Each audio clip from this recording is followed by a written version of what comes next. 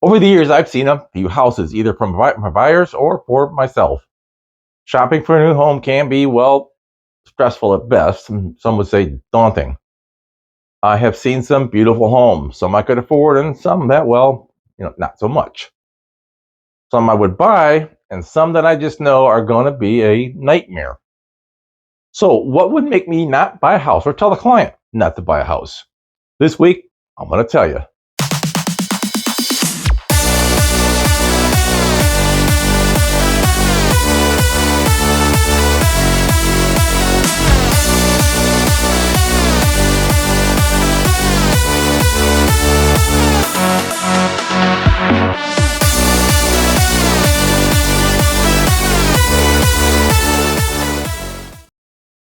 Hey, if you're new to the channel, you just don't know me, my name is Mike Lavoie. I'm a realtor with Dalton Wade Real Estate here in the Tampa Bay area. Obviously, if you're in the market to either buy or sell a home in the Bay Area, we'd love to talk to you. Phone numbers down below. Let's get started. Homes I wouldn't buy, or maybe better put, homes I would have serious issues buying. I want to start with homes built before 1978, basically older homes in general. 1978 is a magic year for me for several reasons. Let's start with cast iron pipes. Back in the day, builders were using cast iron pipes for sewage throughout the house. It's not an issue except when you bury it in the yard. The main sewage line from the house out to the public sewer line at the road was cast iron. Not only is cast iron brittle, but it can deteriorate. 1986, I purchased a home that was built in 1974 over in Carrollwood, original Carrollwood. It was an old home. Got a great deal. About 5 years into it, the toilets wouldn't flush properly, and the sinks wouldn't drain right. Come to find out, that cast iron sewage pipe out in the front yard had gone bad. It had rotted and filled up with dirt. So almost $15,000 later, it was fixed. Another issue was poor insulation. That house and most houses back then were built with 8-inch cement blocks. Most still are.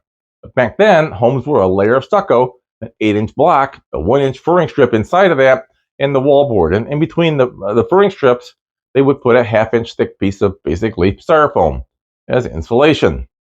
I had an R value of like 1. The insulation in the ceiling was the normal pink sheets that you still use today, but over the years that insulation had been compressed into a much thinner piece of insulation that reduced the R value. And of course, the single pane windows, which were on basically one piece of glass and a flimsy aluminum frame, that stuff was so thin you could throw a cat through it. This lack of insulation may not seem like a big thing, but in the summertime, our electric bill was close to $500 a month. That air conditioning unit outside was going 24/7 because of the lack of insulation, meant that I was trying to air condition the state of Florida as well as my house. Another issue that would cause concern is dangerous electrical panels. There were a couple of panel manufacturers that had issues. Federal Pacific is one of them. Those panels at the time were perfectly acceptable. However, over a period of years, they could fail and cause fires. Homeowners insurance providers, if they found out you had one of these brand names, they would cancel your insurance until you replaced it. A lot of homeowners did, but every once in a while I run into them, usually during a home inspection period. Replacing that thing is just not cheap, but it has to be done. At one time, asbestos was used as an insulation material, usually on the outside of the house. Some of the older homes, they had siding made out of asbestos. We all know what asbestos can do for you. Nothing healthy. The problem is that you're not going to know if the house has asbestos or not until you get into the house. And it's just not something that is tested for during an inspection unless you specifically ask for it. Asbestos is not really an issue if you leave it alone, but if 5 years down the road you decide to redo the outside of your house and finds asbestos, well, it ain't cheap getting rid of it. You have to hire a professional with hazmat certifications. Another more common issue with homes built before 1978 is lead paint. I mean, it's such an issue that if you sell a home here in Florida that was built in prior to 1978, there's a special disclosure that you're going to be required to sign off on. Another home you should consider not buying, and at least give it some real hard thought, is a home located in a flood zone. A lot of people come to Florida with dreams of living on the beach or maybe in a canal that runs out to the blue water so you can go fishing. I mean, it sounds great until you add up the cost, particularly flood insurance. Living in a flood zone, anything other than an X zone, is going to require flood insurance if you have a mortgage. If you're paying cash for the house, it's your option. However, unlike, say, South Carolina or Georgia, Florida is hurricane prone, very hurricane prone. A sane person would not own property in Florida in a flood zone and not have flood insurance. The cost used to be reasonable, but yeah, the cost of homeowner insurance in general has jumped through in Florida over the last several years. Mine has pretty much doubled since we bought the house we live in right now. There's a lot of reasons for that. I mean, false claims, damage from past hurricanes, and the fact that my home value has pretty much doubled over that period of time. The flood insurance has gone ballistic. Depending on which body of water you live on, annual premiums can range from $2,500 well into five figures. Another questionable place is on a golf course, and I broke that rule. The house we live in is on the third hole of a private course here in Lutz. The hole is a par 3 at about 140 yards tee to green. Our house is on the left side of the fairway, about 20 yards to the left of the green. When we were looking at it, I remember telling Paula, who doesn't play golf, that no way would anybody hit the ball that far left on a real short par 3. If I remember correctly, it took 2 days in that house before we started finding golf balls in the side yard. If you can't resist living on a golf course, keep a couple things in mind. First, the distance from the tee box and which side of the fairway you're on. If the house is on the right side of the fairway, the best place to be is really close to the tee box or 200 yards or more from that tee box. Yeah, go out and walk it off. Most amateurs slice the ball off to the right. I do.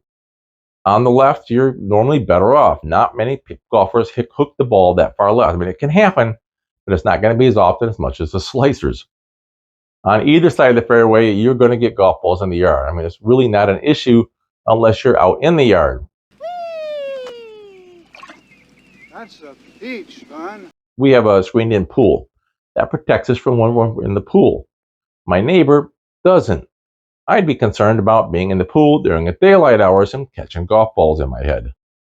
The same thing applies to swing sets or basically any outdoor activity.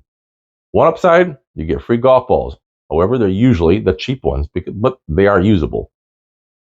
The last home I would be careful about buying are flipped homes. If you don't know what I mean about a flipped home, let me give you a real quick definition. A flipped home is an investor who, aka flipper, purchased a home that needs to be updated. And that could be something from as simple as putting in new carpet, or it could be a complete gut job. I mean, new kitchen, new baths, floorings. They basically redo the entire house. Most are somewhere between those 2 points. Some flippers do a fairly decent job. Some, I would say, a very few. Those few use quality materials, get licensed plumbers, electricians. The others, well, you really never know until you've moved in. On the surface, they look great. They pass inspection with flying colors. Everything works. And once you've moved in, you go to plug in your vacuum cleaner and start tripping circuit breakers. You're going to find out there was an electrical problem. I use that example from personal experience for one of my buyer clients. The problem with a flipped home is that you won't have any issues until after the fact, when you're buying a pig in a poke. I don't know about the rest of the country and what they happen in the States, but in Florida, the seller is required to disclose any material defects in the house that are known. Your realtor can get those disclosures from the MLS. No, you cannot get them from Zillow or Realtor.com or any other public forum. There are several disclosures that, depending on the house, the age, and the location.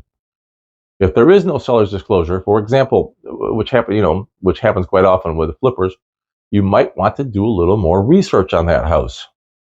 Your real estate agent should be able to supply you with some information about that house that is not readily available out in the public. I mean, flood zones, age of the house, history of sinkholes, and if they've been remediated. Use that real estate agent. They're usually a wealth of information, or at least they should be. And if they're not, get somebody else. If you don't have a real estate agent that you're working with, well, here I am. Give me a call. I'd love to talk to you. Thanks for watching. See you next time.